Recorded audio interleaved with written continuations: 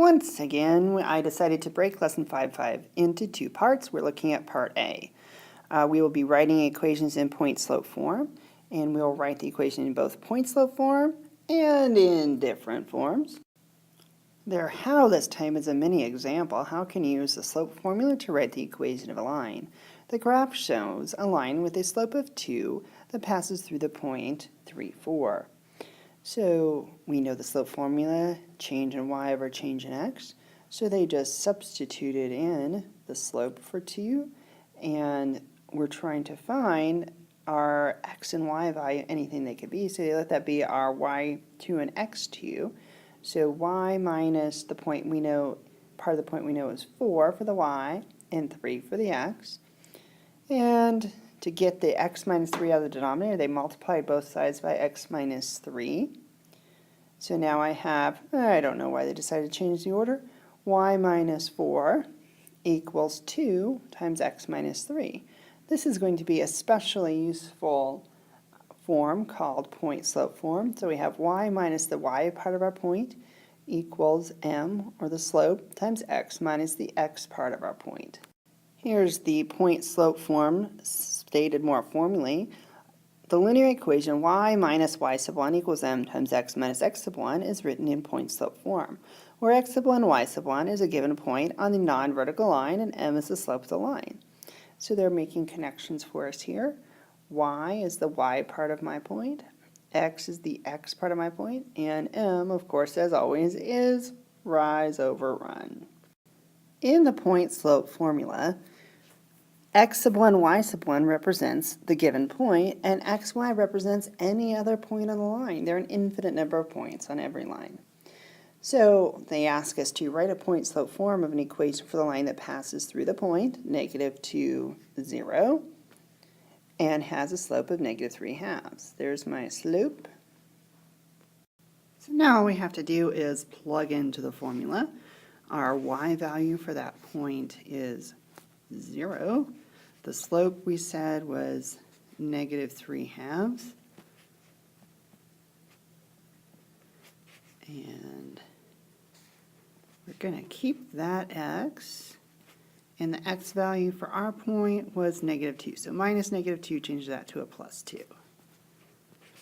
So y minus 0 is just y. And we can, they said to leave it in point-slope form, so I guess we can just leave it. -3/2 times x plus 2. Later we'll change it to slope-intercept form, but for now, that is point-slope form. Now they'd like us to write the point-slope form of the equation for a horizontal line that passes through the point 0, 5. We know our x1, our y1. We have to figure out what our slope is. So for a horizontal line, we want rise. Oops, I have a problem. My rise is 0.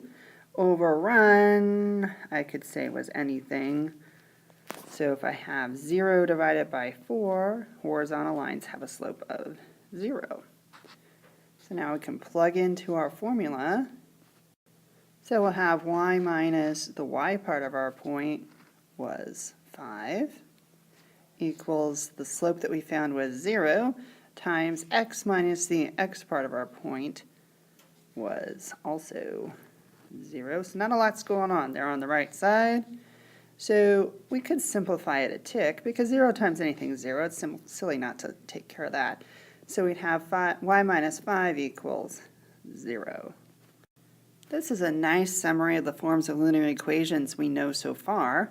Might be good to copy into your notes all in one place. Slope-intercept form is y equals mx plus b, where m is the slope and b is the y-intercept. Point-slope form, we have y minus y sub 1 equals m times x minus x sub 1, where m is the slope and x sub 1, y sub 1 is a given point. Standard form, we have ax plus by equals c, and we have all kinds of rules. A and b cannot both be 0.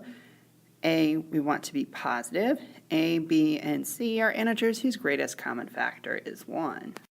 Okay, this is where we're going to spend most of our time on the homework assignment. We're starting with an equation in slope-intercept form, and they want us to change it to standard form. So in standard form, we said we can't have any fractions. We want x and y on one side of the equation. Okay, so I want to get rid of the fractions first. So I'm going to multiply both sides by 4. So I have 4y equals the 4 and the 3/4. That 4 is going to cancel. That was my goal. So 3x minus 20. Now I need to get x and y on one side of the equation. So now I have negative 3x plus 4y equals negative 20. I'm violating one last rule. I want a to be positive. So the last thing I need to do is divide both sides by negative 1 to take care of that little problem. So we end up with positive 3x minus 4y equals positive 20.